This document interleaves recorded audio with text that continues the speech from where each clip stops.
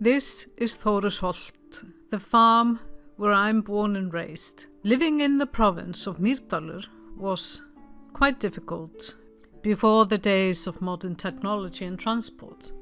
Now, my grandparents on my father's side, Kjartan Einarsson and Þorgerður Einarsdóttir, let's say that their situation was quite challenging.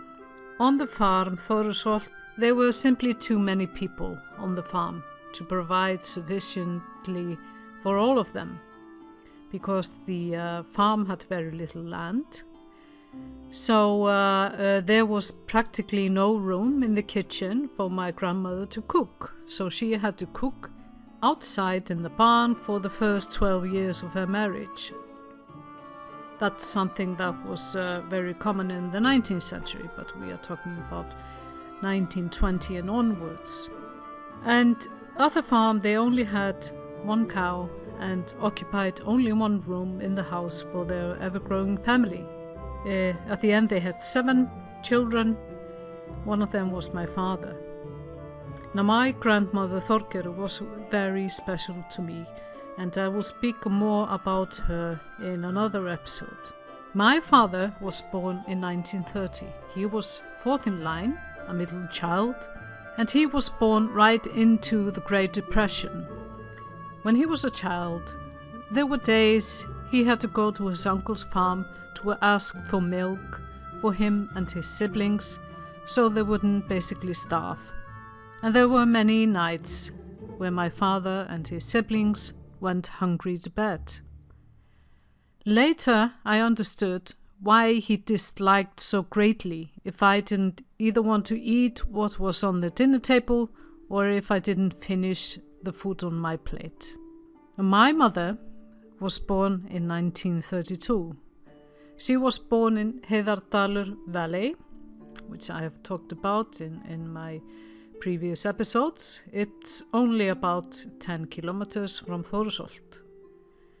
Now, she was 3rd in line of 8 siblings, and the farm where she grew up in, Litla Heiði, was somewhat isolated sometimes, but my mother says that they always had enough to eat, since the farm was beside a big lake rich of trout.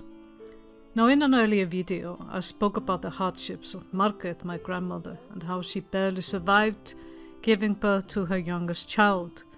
My mother was 14 at the time, and she and her older sister, who was 17 at the time, had to take over the responsibilities of the household and caring for the younger siblings practically overnight. And that was the year of her confirmation, when this photograph was taken. Now, my parents were married in 1954.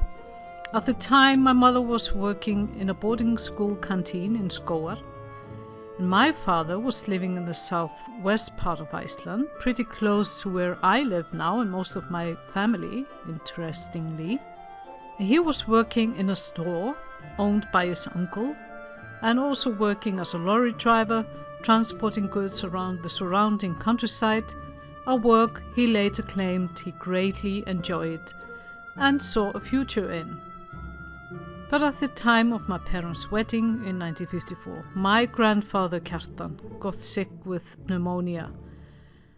And from that time, he was unable to do hard physical labor. He was about 61 years old when that happened. So my grandparents called my father, and they asked him to come home and take over the farm. The situation was that the farmland did not belong to my grandfather. It belonged to my granduncle, so there wasn't really anything to sell. And at the time, my father's youngest brothers were 10, 12 and 16 years old. I'm not quite sure if my father really had any aspirations to become a farmer, but there were very little options here. To keep the family together, my parents had to take over the farm. And when they did, there was no electricity and no running water in taps in the house at the farm. And this was in 1954. All the water, both for people and for animals, had to be carried manually from a nearby spring, and that was what finished the health of my grandfather. That's where he got his pneumonia, carrying all that water in very cold weather. Now, lighting and heating were fueled by very expensive gasoline, and there was hardly a plate, fork or a knife available in the household. So the situation was dire and the challenges were great, but they were tough people.